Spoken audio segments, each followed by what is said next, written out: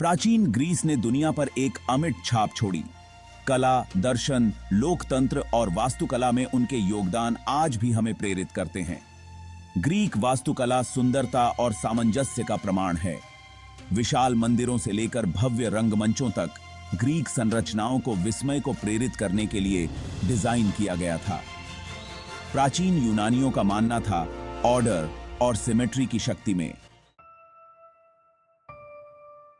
Greek वास्तुकला के केंद्र में व्यवस्था, सामंजस्य और संतुलन के लिए गहरा सम्मान है।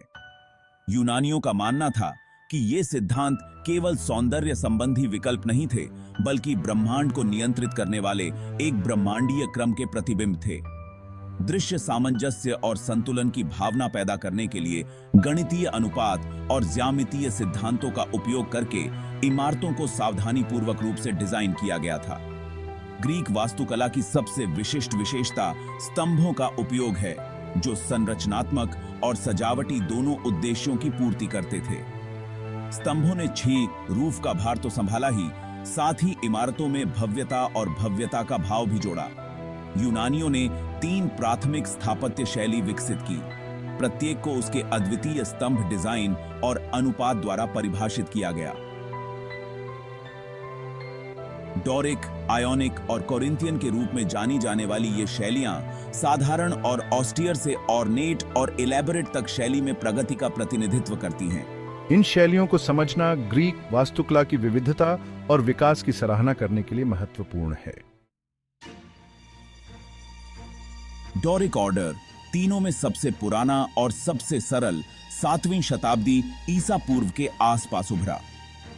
अपने मजबूत अनुपात और अलंकृत लालित्य की विशेषता, डोरिक ऑर्डर ताकत, सादगी और मैस्कुलिनिटी का प्रतीक है।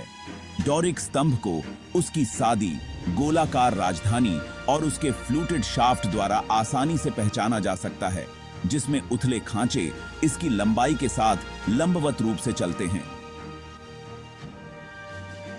आधार की अनुपस्थिति डोरिक ऑर्डर की ताकत और स्थिरीकरण की भावना पर और जोर देती है। डोरिक मंदिरों में अक्सर एक फ्रीज होता था, जिसे बारी बारी से ट्रिग्लिफ्स और मेटोपीज से सजाया जाता था। ट्रिग्लिफ्स आयताकार पैनल होते हैं जिनमें लंबवत खांचे होते हैं, जबकि मेटोपीस वर्गाकार पैनल होते हैं जिन्हें सादा छोड़ा जा सकता है या मूर्तियों से सजाया जा सकता है। डोरिक ऑर्डर की सादगी और भव्यता ने इसे ज्यूस और पोसीडॉन जैसे पुरुष देवताओं को समर्पित मंदिरों के लिए एक लोकप्रिय विकल्प बना दिया। इसकी ऑस्टीर सुंदरता प्रकृति की शक्ति और महिमा के लिए यूनानियों के शुरुआती सम्मान को दर्शाती है। डोरिक ऑर्डर को एथेंस में एक्रोपोलिस के ऊपर स्थित देवी एथेना को समर्पित एक शानदार मंदिर पार्थेनॉन में अपनी सबसे प्रसिद्ध अभिव्यक्ति मिली। 438 ईसा पूर्व में पूरा हुआ। पार्थेनॉन एथेनियन स्वर्ण युग और डोरिक वास्तुकला के शिखर का प्रमाण है। इसके पूरी तरह से आनुपातिक स्तंभ, सामंजस्यपूर्ण डिजाइन और जटिल मूर्तिकला सजावट ने सदियों से दर्शकों को मोहित किया है। डोरिक ऑर्डर का एक और उल्लेखनीय उदाहरण प्राचीन एथेनियन आगोरा में स्थित टेम्पल ऑफ हेफेस्टस है। 5वीं शताब्दी ईसा पूर्व में बना यह अच्छी तरह से संरक्षित मंदिर विभिन्न स्थापत्य संदर्भों के लिए डोरिक ऑर्डर की अनुकूलन क्षमता को प्रदर्शित करता है। डोरिक ऑर्डर का प्रभाव मुख्य भूमि ग्रीस से आगे बढ़ा, जैसा कि सिसिली के एग्रीजेंटो में टेम्पल ऑफ कॉन्कॉर्डिया में देखा जा सकता है। 5वीं शताब्दी ईसा पूर्व में यूनानियों द्वारा निर्मित यह उल्लेखनीय रूप से बरकरार मंदिर डोरिक शैली की व्यापक अपील और स्थायी विरासत को प्रदर्शित करता है। Section 5 the Ionic order elegance and refinement. जैसे जैसे ग्रीक वास्तुकला का विकास हुआ, एक नया क्रम उभरा, जिसकी विशेषता थी इसकी पतली लालित्य और परिष्कृत अलंकरण। 6ठी शताब्दी ईसा पूर्व में वर्तमान तुर्की योनिया में विकसित आयोनिक ऑर्डर अधिक सुंदर और परिष्कृत सौंदर्य की ओर बदलाव को दर्शाता है। आयोनिक ऑर्डर की सबसे विशिष्ट विशेषता इसकी स्क्रोल जैसी राजधानी है, जिसे वॉल्यूट के रूप में जाना जाता है। वॉल्यूट्स, जिसे अक्सर मेढ़े के सींग या घुमावदार चर्मपत्र जैसा बताया जाता है, आयोनिक स्तंभ को तरलता और गति का एहसास देता है। आयोनिक स्तंभ का शाफ्ट भी अपने डोरिक समकक्ष की तुलना में अधिक पतला होता है और इसमें अधिक नाजुक बांसुरी होती है। डोरिक ऑर्डर के विपरीत आयोनिक ऑर्डर में आमतौर पर एक आधार शामिल होता है जो इसके लालित्य और परिष्कार को और बढ़ाता है। आयोनिक फ्रीज एक सतत बैंड है जिसे अक्सर पौराणिक कथाओं, इतिहास या दैनिक जीवन के दृश्यों को दर्शाने वाली जटिल राहत से सजाया जाता है। Section 6 illustrious examples of the Ionic order. प्राचीन विश्व के 7 अजूबों में से एक इफिसुस में आर्टेमिस का मंदिर आयोनिक ऑर्डर की भव्यता और वैभव का उदाहरण देता है।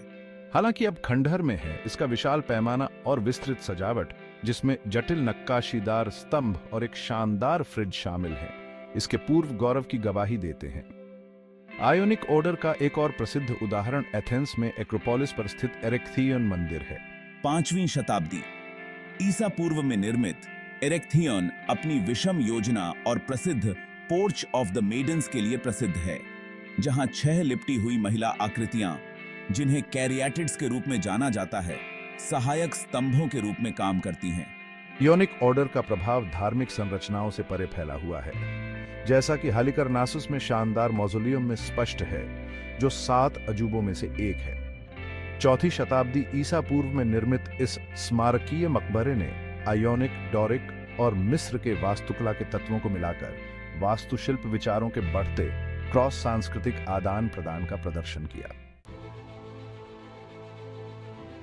दाकीगी section 7 the Corinthian order ornate grandeur.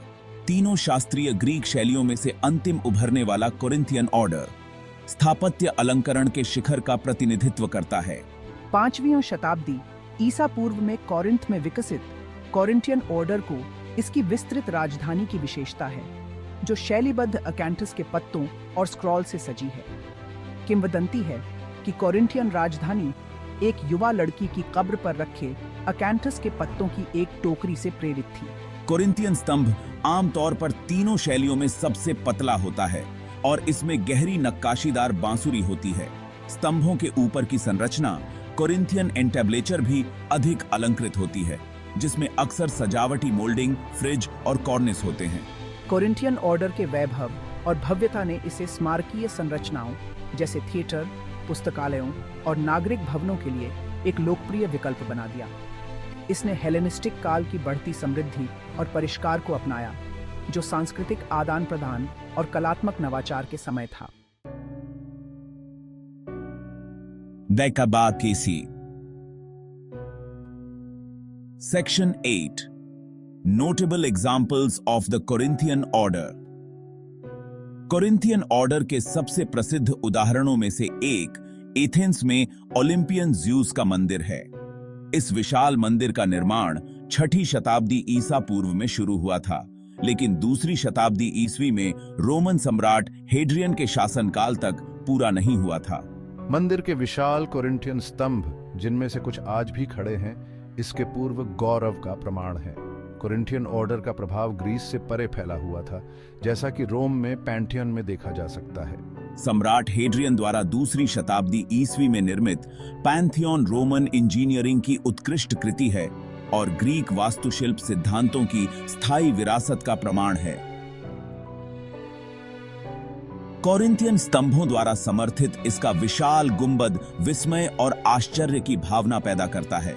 Corinthian order बीजांटिन साम्राज्य से लेकर पुनर्जागरण और उसके बाद तक पूरे इतिहास में वास्तुकारों के लिए प्रेरणा स्रोत बना रहा। इसकी अलंकृत सुंदरता और भव्यता और परिष्कार के साथ जुड़ाव ने इसकी स्थायी अपील सुनिश्चित की। प्राचीन ग्रीक वास्तुकला की विरासत मंदिरों और थिएटरों के खंडहरों से बहुत आगे तक फैली हुई है। ग्रीक वास्तुशिल्प सिद्धांतों का पश्चिमी वास्तुकला पर गहरा प्रभाव पड़ा है। रोमन साम्राज्य के दौरान ग्रीक स्थापत्य शैली को व्यापक रूप से अपनाया गया। पुनर्जागरण के दौरान शास्त्रीय कला और वास्तुकला में नई रुचि पैदा हुई। नवशास्त्रीय आंदोलन ने प्राचीन ग्रीक कला और वास्तुकला में रुचि का पुनरुत्थान देखा। Section 10 conclusion a timeless legacy. प्राचीन ग्रीस की वास्तुकला मानव रचनात्मकता और सरलता की शक्ति का प्रमाण है। इसका प्रभाव दुनिया भर में अनगिनत इमारतों और संरचनाओं में देखा जा सकता है। अगली बार जब आप किसी शहर या कस्बे से गुजरें तो प्राचीन ग्रीस की स्थायी विरासत की सराहना करें। महान डिजाइन समय और स्थान से परे है।